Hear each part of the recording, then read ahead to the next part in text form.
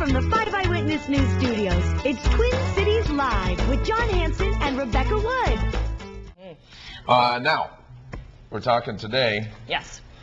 Rebecca, did you know that I am a multi-millionaire? I know you're lying to me, John Hanson. How do you know I'm lying? Because you're acting strangely. I'm showing some of the that's not really signs. that odd, is it? We're going to talk about some lying today. Can you tell if somebody's lying to you watching for a subtle body language like this? His leg goes up in the air. When they're lying to you? That could be your own lie detector. Yeah, Deborah King left her job as a corporate attorney to research the art of lying. Her national bestseller, Truth Heals, showcases some of the juiciest celebrity lies and can teach you to spot a lie dead on.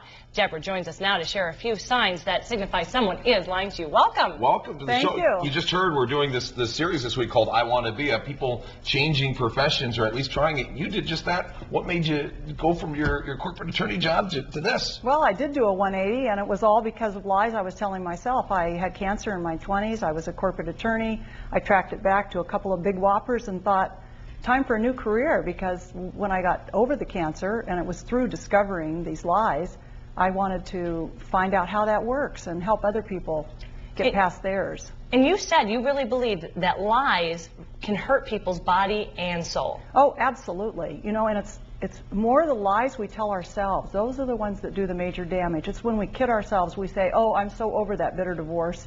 And, you know, we haven't even really worked on those feelings. Or we kid ourselves, I love my job, and actually we hate it.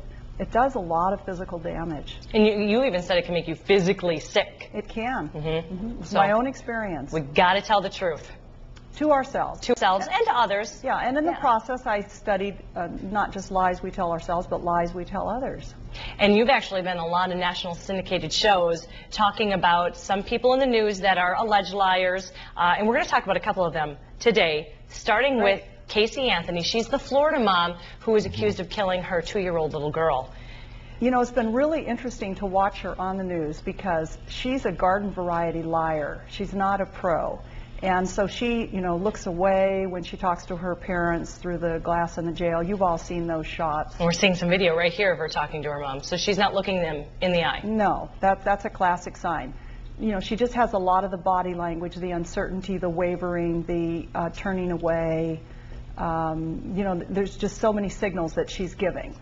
Why do you think that is? What is it about our psyche that makes us do some of these typical body languages type things when we are telling a lie? Well, 93% of all of our communication is nonverbal.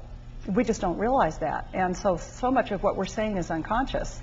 And we can really be telling people about how truthful we're being. Wow. Well, the next person we're going to take a look at is Bernie Madoff, who's been in the news. Of course, a lot of people have been inconvenienced by Bernie Madoff, or at least accusing him of inconveniencing them. But you say that that Bernie Madoff's one of these guys that has basically convinced himself that he's done nothing wrong. Well, he's at least 8 on a scale of 8 to 10. He's pretty good at convincing himself and others. Now, there were people who were aware that he was lying and that he wasn't to be trusted. But on the whole, most people, through their greed, actually got sucked in. And you say he really does not believe he did, at least at one point, didn't believe he did anything wrong. So that's why he could lie so well. So a lot of people can take a lie and really make it their truth? Well, to become a 10 on the scale, you have to really believe what you're saying. And that takes us to a Blagojevich. You know, the ex-governor, he really wanted to what he was saying, and when he was looking at the camera, he lies with impunity. And you're saying when he's on camera, you and I talked a little bit earlier, and he kind of has a double personality though, right? When he's on camera and when he's off? Yeah, because when there's a split screen and he's not aware the camera's on him, he becomes a different person. He looks uncertain, his eyes look quite guilty. His eyes look guilty. How do your eyes look guilty? Well, perhaps it's a skill I've developed. I've been watching people for many years, and there is a message there. President Clinton, he's a garden variety liar. He's not a pro. And when I didn't have sex with that woman, you know, I think most of us probably knew he was lying. Because he's not a good liar. You make me nervous. I know. I want to look away. Well, and you said you studied this. You really do know that. Can you share some of the typical things that we can see and maybe know if someone's lying to us? Sure. There's some things you should look for. Number one, you know, is their mouth smiling but their eyes are not?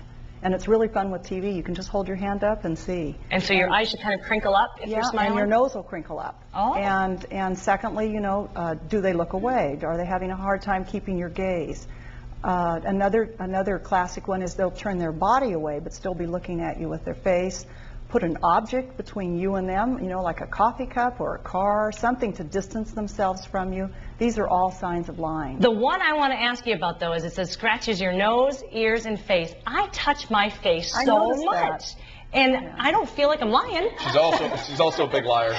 Yeah. So that makes me really nervous now. Every time I'm like touching my face, I'm like, oh my gosh, people are going to think I'm lying. I think it's something completely different in your case. We women are more inclined to touch our face and our hair as a way of communicating receptivity to your ideas. It's a way of saying, I like you and I want to hear more about what you have to say. I'm going to tell people that when I meet them. If I touch my face, I'm not lying. I like you. Yeah, okay, exactly. Good. Hey, Deborah, I've heard so many people say, yeah, I lied because I had to. I lied for a reason. It's a good lie. Are there such things? There aren't, but you know, I mean, I went through that whole gamut myself, and I started to keep track. I kept a journal, and I'd note all the lies I told. And we're kidding ourselves again. Well, you know, I need to tell that little white lie. We have all these excuses. It's better, really, to say nothing if you can't say something honest. If you come to reality with yourself like you did and say, you know what, I'm one big liar, do you encourage people to go back and correct those lies? And confront others? Yeah. Probably not. I would say it's more working on yourself that really matters. So just let it go, Yeah. and if And you're move telling on. yourself lies, Yeah. just correct that with Yes. yourself. Okay, good advice. Yeah. Thank you very much. Don't be touching your face. I'm going to be watching everything I do now. Thank you so Very much. good Again, advice. having Thank me. you. Deborah's book is titled Truth Heals, What You Hide Can Hurt You, and it's available in bookstores and, of course, Amazon.com, everywhere right now. All right, coming up next on TCL, get